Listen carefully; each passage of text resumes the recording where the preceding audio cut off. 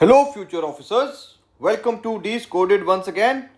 Today we are going to take the solutions of UPSC CSAT PYQ 2022 paper of the topic profit and loss, percentage, average, mixtures, ratio and proportion, and unitary method. We have already done the 2024 paper. In 2023, no question was asked from this topic. In 2024, approximately 6 to 7 questions were asked. And in this 2022 also, 7 questions are asked. So we'll take these questions one by one. So let's begin.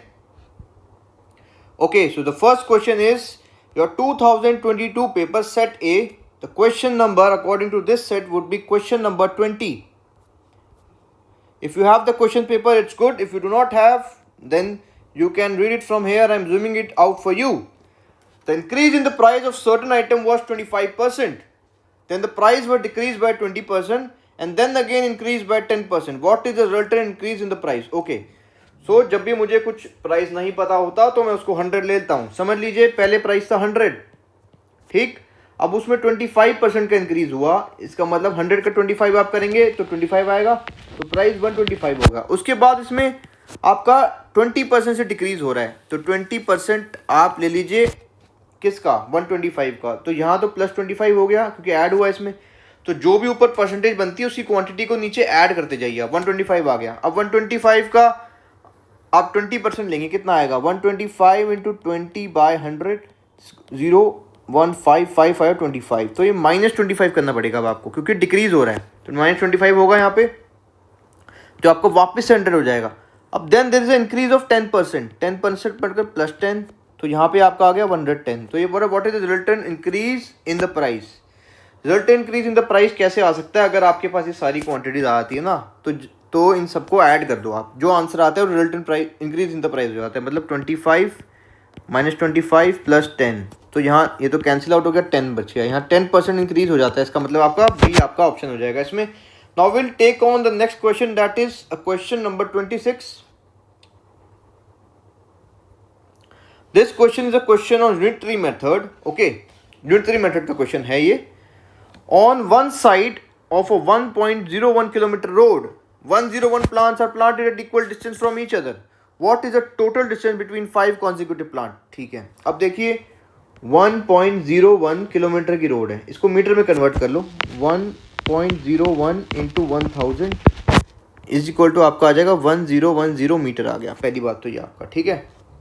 अब ये 101 plant लगे हैं इसमें, ठीक है. तो मैं आपको चीज़ दिखाता हूँ. जैसे कि आप समझ लीजिए ये आपकी 1010 मीटर की रोड है. तो पहला प्लांट तो यहाँ लगेगा और 101 प्लांट लगेगा यहाँ. फिर यहाँ फर्स्ट प्लांट हो गया, फिर ये सेकंड प्लांट, फिर ये थर्ड प्लांट, फिर ये फोर्थ प्लांट, फिर ये फिफ्थ प्लांट. ठीक है. ऐसे ऐसे करते करते यहाँ पर आपका 100 प्लांट होगा. तो आप ये देख सकते हो कि 2 प्लांट के बीच में 1 गैप है, 3 के बीच में 2 गैप है, 4 के बीच में 3 गैप है, 4 के बीच में 5 गैप है, 6 के बीच में आपके 5 गैप आ रहे हैं, देख सकते हो. तो आपके 5 प्लांट्स के बीच में 4 गैप है और 101 प्लांट्स के बीच में 100 गैप है. ठीक है. तो अब डिस्टेंस निकाल लेते हैं कि कितना गैप का डिस्टेंस कितना है. एक गैप का डिस्टेंस कितना है, मतलब ये 1 से 2 के बीच में जो डिस्टेंस है वो कितना. आप कर लो 1010 डिवाइडेड बाय, आप कर लीजिए इसको 100. सो आपका आ जाएगा 10.1 मीटर. तो 2 प्लांट्स के बीच में 10.1 मीटर का गैप है. तो अब मेरे को इसने बोला कि what is the distance between 5 consecutive plant. 5 consecutive plants के बीच में जो है आपके पास कितने गैप हैं, 4. तो डिस्टेंस 4 गैप का लेना होगा. 4 इंटू 10.1, ये हो जाएगा आपका 40.4 meters. Okay, so answer is B. Now let's move on to another question, that is your question number 60.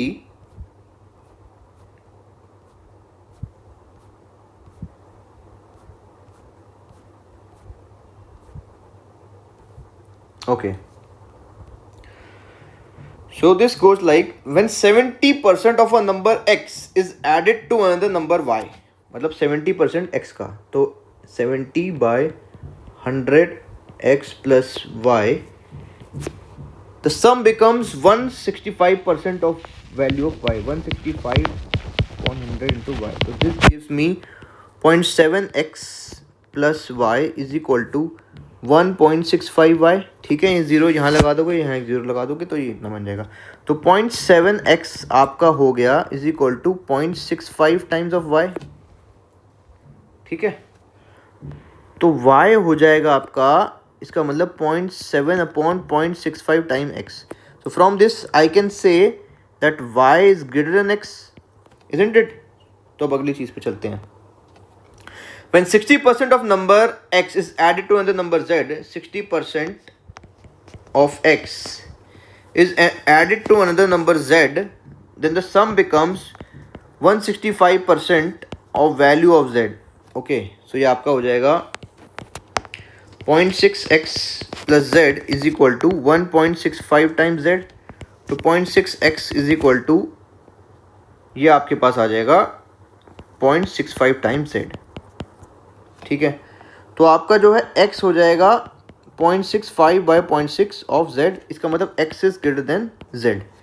अब मेरे पास पहले से ही y ग्रेटर देन x है और x ग्रेटर देन z है, तो इसका मतलब z, x और y, ये इक्वेशन बन जाती है मेरे पास की सबसे. तो फिर इसका आंसर हो गया a आपका. ठीक है, अब नेक्स्ट क्वेश्चन देखते हैं, क्वेश्चन नंबर 69 को. क्वेश्चन नंबर 69 निकालें आप सभी. Okay. There are two containers x and y. X contains 100 ml of milk and y contains 100 ml of water. 20 ml of milk from x is transferred to y. Okay. तो x में था 100 ml milk था, इसमें 20 ml चले गया तो x में कितना बचा, 100 minus 20 is equal to 80 ml. ठीक है, मिल्क. और y में 100 ml वाटर था, उसमें 20 ml मिल्क ऐड कर दिया हमने, तो उसके अंदर बन गया 120 ml ऑफ टोटल मिक्सचर, जिसके अंदर 100 ml आपका वाटर है और आपका 20 ml आपका मिल्क है. तो इसके अंदर जो है वाटर टू मिल्क का रेशो हो गया आपका, वाटर टू मिल्क का रेशो है 5:1. ठीक है, अब आगे की बात करते हैं.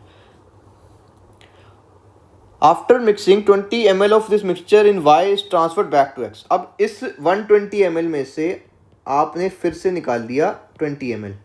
ठीक है, अब फिर से 20 ml निकाल ले रहे हो, तो इसके अंदर मिल्क और वाटर कितना होगा, तो मिल्क हो जाएगा 1/5 + 1 × 20, जो आपका हो जाएगा 20/6 is equal to 3.33 ml of milk निकला इसमें से. तो 20 में से 33 निकल गया, तो वाटर कितना था 20.333, तो ये आ जाएगा 16.67 ml of water.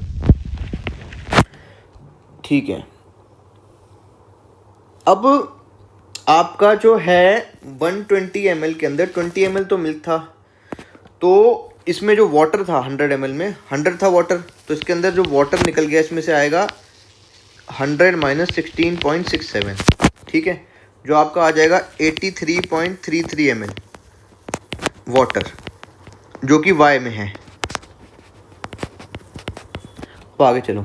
If m denotes the proportion of milk in x. ठीक है, अब x में क्या हुआ था कि पहले 80 ml था पहले से निकलने के बाद, अब जब y में से उस 20 ml के मिक्सचर को निकाल के फिर से ऐड किया तो इसमें मिल्क था 3.33 ml, तो 3.33 ml मिल्क इसमें हम फिर से डाल देंगे, तो x के अंदर जो मिल्क आपके पास आ जाएगा टोटल वो आ जाएगा 83.33 ml. जिस if m denotes the proportion of milk in x, तो इसको ये m कह रहा है, तो ये m हो गया आपका. And n denotes the proportion of water in y. अब पहले से y में वाटर कितना था 100 ml. ठीक है, 100 ml वाटर था उसमें. अब क्या हुआ कि 20 ml मिल्क डाला, उसके बाद फिर से 20 ml मिक्सचर निकाला जो मिल्क और वाटर का था, उसको x में डाल दिया, तो वाटर कितना बचा y में, तो मिल्क तो निकला 3.33 और वाटर था 16.67 ml वाटर निकल गया, 3.33 ml मिल्क निकल गया, तो y के अंदर वाटर बचा 100 माइनस 16.66, जो आपका आ जाए 83.33 ml. ठीक है, तो ये है n के इक्वल. अब n और m इक्वल आ रहे हैं क्योंकि ये भी 83.33 83.33, तो इसका आंसर आ गया a आपका. ठीक है, अब नेक्स्ट क्वेश्चन में चलते हैं, जो कि है क्वेश्चन नंबर आपका 70. Okay, the pie chart gives the expenditure of 100 different items A, B, C, D and E in household. If B, C, D, E correspond to 90, 50, 45 and 75% respectively, then what is the percentage of expenditure on item A?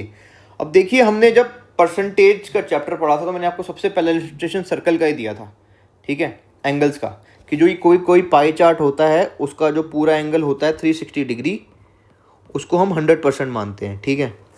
अब मेरे पास किस किस का दिया हुआ है, BCDE का दिया है और मुझे ए का निकालना है, तो आप 360 में से कुछ मत करो, आप इन पहले एंगल्स को ऐड करके माइनस कर दो, तो ये आपका हो जाएगा 90 + 50 + 45 + 75, तो ये आपका है 360 - 260, तो ये आपको हो जाएगा 100 डिग्री। अब मैंने आपको बताया था कि उस वाले चैप्टर में कि 360 डिग्री को, अगर आपने वो वीडियो नहीं देखी है तो परसेंटेज की वीडियो देखिए, उसमें आपको ज़्यादा अच्छे से क्लियर होगा।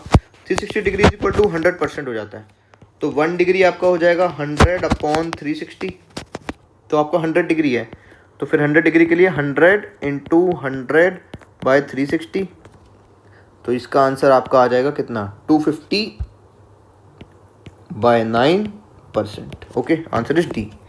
Now will see question number 80। Question number 80। Okay, the average weight of A, B and C is 40। अब अगर 3 क्वांटिटी का एवरेज है तो क्या करते हैं, उन क्वांटिटीज़ को ऐड कर देते हैं और जितनी नंबर ऑफ क्वांटिटीज़ है 1 2 3 उससे डिवाइड कर देते हैं, वो एवरेज होती है, तो = 40 आ जाएगा यहाँ पे। तो इसका मतलब आपका A + B + C = 40 kg × 3, ये आ जाएगा। तो A + B + C आपका आ जाता है 40 × 3 120 kg। Similarly B + D + E का भी एवरेज दिया हुआ है 42, तो 42 × 3 = 6 126 kg। अब ये कह रहा है the weight of F = B, ठीक है, F = B दिया है, ठीक है।